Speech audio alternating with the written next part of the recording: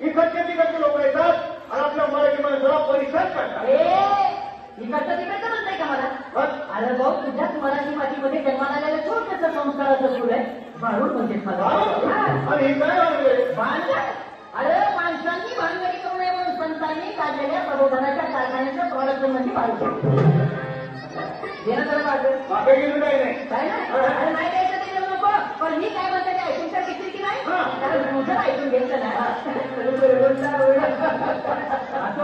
मला कसं गेलं गुरगुंडा म्हणजे तुला काय वाटलं? अरे भाऊ, गुरगुंडा म्हणजे लेकरं बाळा नाही. अरे बाबा, गुरगुंडा म्हणजे आमचं भाषामध्ये गुरगुंडा आहे, शब्दाचा आहे ज्ञान. तुला ज्ञान नाही. त्या ठिकाणी 10 अवतार आमच्या प्रज्ञामध्ये असतात. तुझ्या आहे तुझं काशी, परंतु तू जागा चुकला आहे. आणि ही तर दुसरी जागा दाखवण्यासाठी संतांनी ग्रंथांचं, भावनांचं, वाङ्मयांचं निर्मिती केलेलं आहे. मला सांग, एखाद्या ग्रंथ तुला झालं, त्याचा दुसरा आवृत्ती करताय, भाऊचा खाता लागलं, त्याचा झेरॉक्स करून ठेवताय. परंतु मला सांग भाऊ, त्या ग्रंथांचा संस्कार करण्यासाठी लढण्याची प्राप्ती मला परमात्माला करून दिली.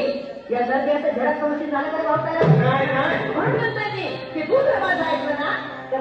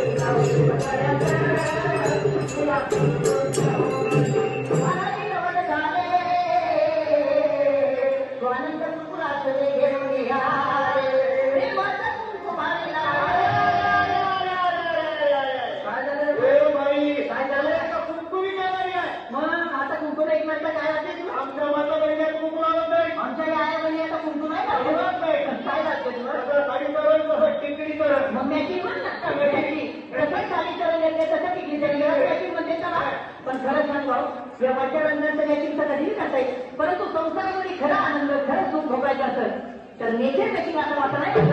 नेचर मॅचिंग असेल तर व्यवहारच्या रंगांना महत्व आहे. मी म्हणत नाही आहे माझं पिंटू लाव, तुझं टिकली लावू नको, परंतु पिकलीच्या रूपानं सौभाग्याचं दान तिथे टिकलीवर आणि पावसाळ्यात काय म्हटलं, बाथरूम मध्ये गेलं, बाथरूमची भिंत सौभाग्य केलं की बाहेर आलं, आरच्या पुढं बसलं, आरचा सौभाग्य केलं की मी म्हणत नाही आहे माझं कुंकूला, परंतु कुंकू लावण्याच्या पाठीमागं काहीतरी शास्त्रीय कारण कुठं लावलं जाते कुंकू? अरे भाऊ, कपाळावर लावलं जाते, परंतु अज्ञानी ब्रह्मरुद्राची मधोमध्य पेटवलेली काय आहे त्याच्यावरती कुंकू लावण्याचं महिलेच्या मानसिक संतुलन काय आहे. कारण महिलेचा मेंदू